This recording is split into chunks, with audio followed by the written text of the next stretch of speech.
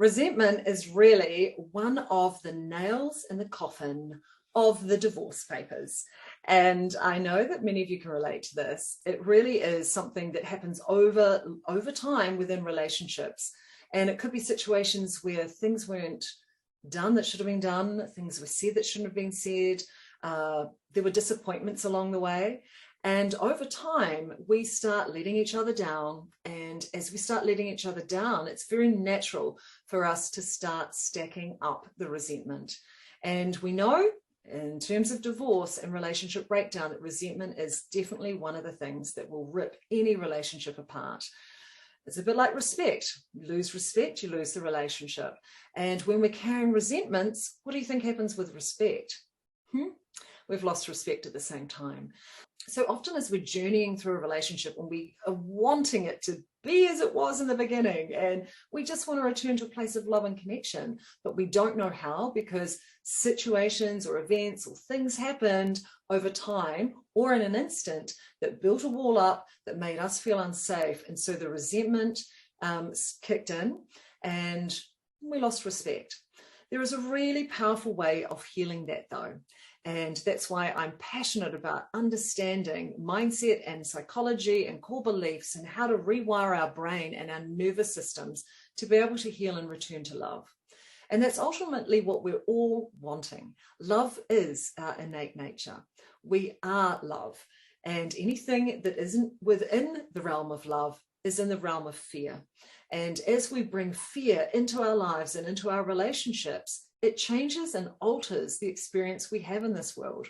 We might, make adjustments. We might play small. We may not take risks. We may shy away from situations or people or events or travel or whatever, whatever the fear is that we're carrying. But really returning to love is the piece of the puzzle that I don't think most people understand. We are love. It is our innate nature to crave love, to bring love back in. And when we're suffering in relationships where the love seems to have gone, where we're just kind of coexisting or just getting by, but we know that we deep down want and desire something more, we need to actually go into the issues and look at it from a perspective of forgiveness. How can I forgive and move on and return myself to love? So your partner in the past may have done something absolutely vile, no excuses for it. They may have disappointed you in a multitude of ways, but you can still return to love if you know the right way of doing it and you know the right way of looking at that situation. I think that forgiveness needs to be a daily practice within relationships when you're having those moments, across the months and years, where we go through these ups and downs in these situations, or you may be bickering constantly at the moment too. I know what that's like. It may be situations like that, but to actually understand how to use forgiveness in the moment, to neutralize it within seconds within yourself, can completely change the quality of your relationships and the quality of your life. So I'm a big fan of understanding the practices in the moment of being able to do that. And let's face it, divorces are expensive. Crikey. And so, so is giving up the quality of your life and the depth of what is possible when you're able to just move through things and learn to authentically let go. Let some things go. And we don't want to kind of, track throughout our lives holding on to resentments and grievances and grudges and having our armor up and not allowing other people in, or just really living today from our pasts. Nobody wants to live today from their past, yet 99.9% of the population are.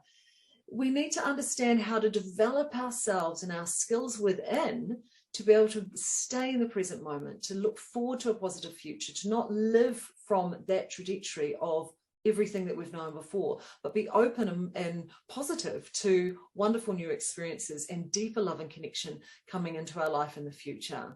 And that's a healing journey. But I don't really think that there's anything more worthwhile in this lifetime than you focusing on you and going on that healing journey so that you can become whole, return to unconditional love, and really come from an authentic place where that spills over And you're that girl, or you're that guy, you're that person now that is so filled up because you've done your authentic growth and your authentic healing, that you have so much of that overflowing that you give and contribute that to others in a genuine way.